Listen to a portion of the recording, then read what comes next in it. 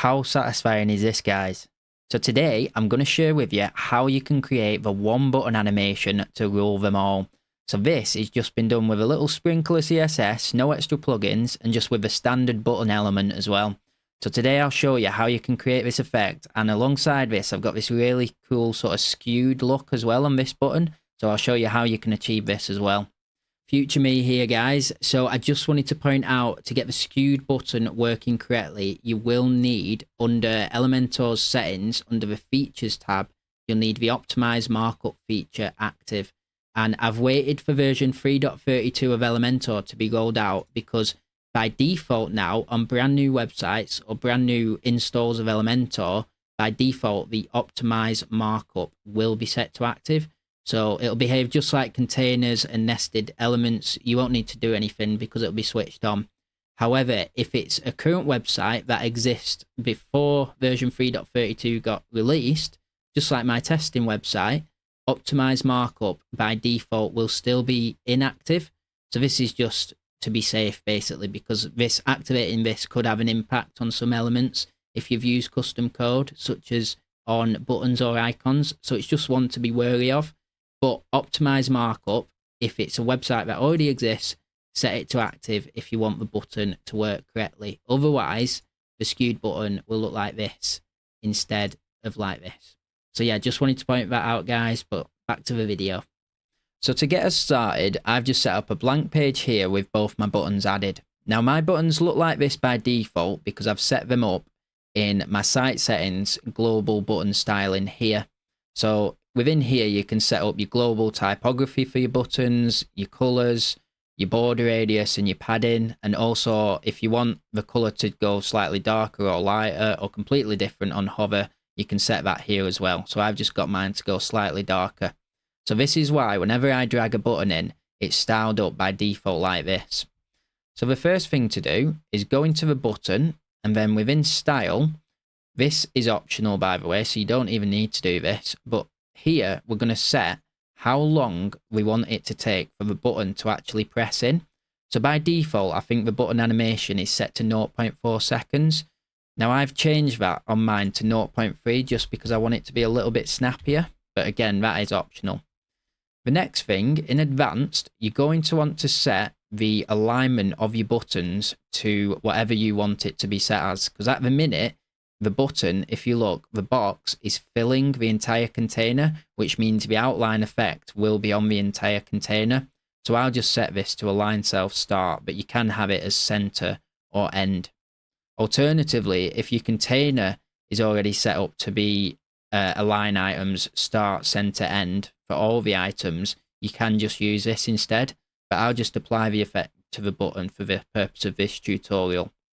So then all you need to do is add the class press button, press hyphen button. And then once we've done that, you can then go into the code pen, the link of which I'll provide in the video description, and you can copy this first bit of text here, this first code, sorry.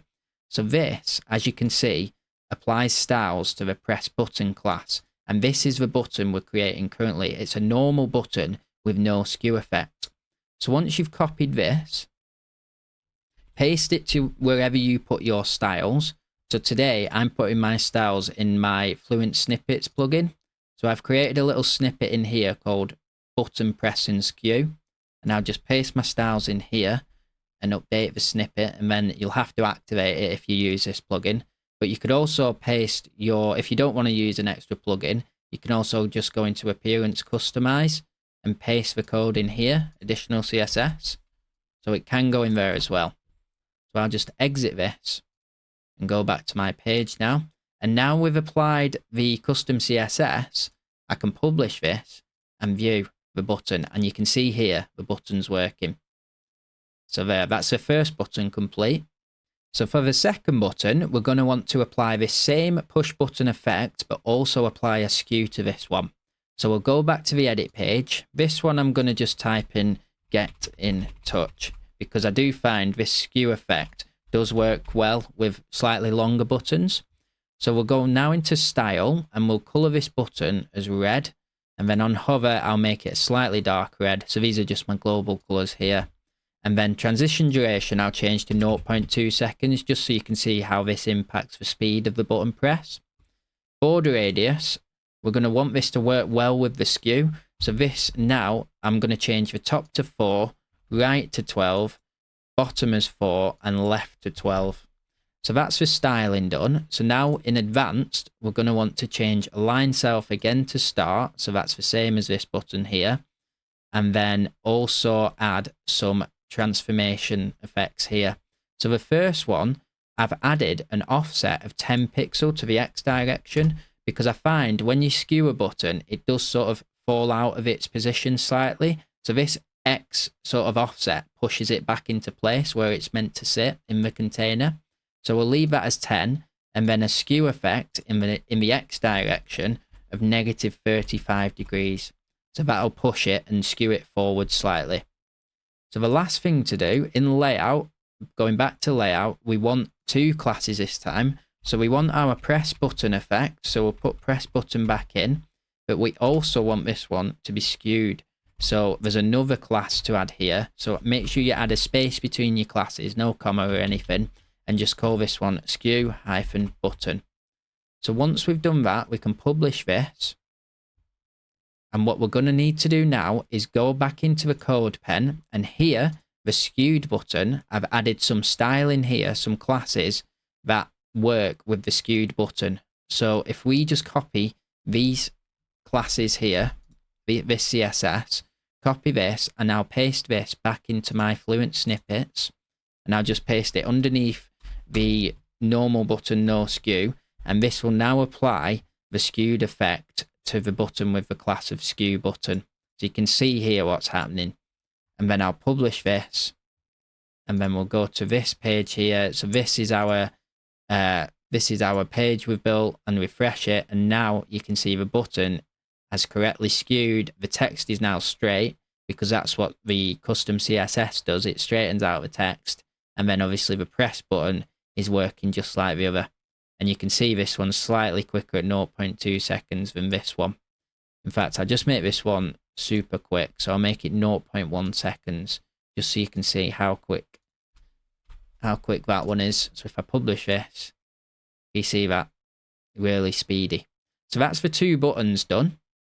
So if you did want to customize these buttons slightly, it is super easy to do. So I've already shown you how you can customize the animation speed. So you can see these 2 speeds are different. But if you wanted to, say, change the white outline to be a bit closer to the button, to do that, you just have to go into your code snippet, and it's this inset, it's this value here.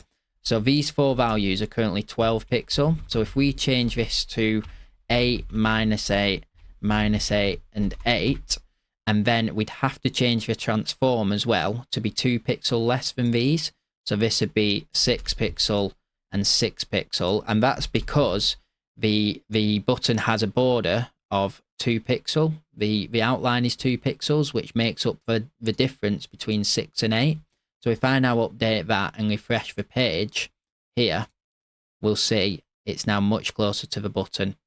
And you might think that looks a bit tidier for your website if you want to use that effect instead. And it's the same for the skewed button, except this time the inset is 1214, 1214. So you'll just have to make sure if you change these values, your transform values, your 12 pixel is always 2 less than the second value and the 4th value of your inset, and your 10 pixel value is always 2 less than your first value and your 3rd value of your inset. And that's how you can tweak your buttons. So I hope you found this one useful, guys, and you get the same satisfaction I do when hovering over these bad boys. Hours of fun right there. And yeah, if you have enjoyed it, feel free to like, comment, and subscribe, and I hope to see you in the next one.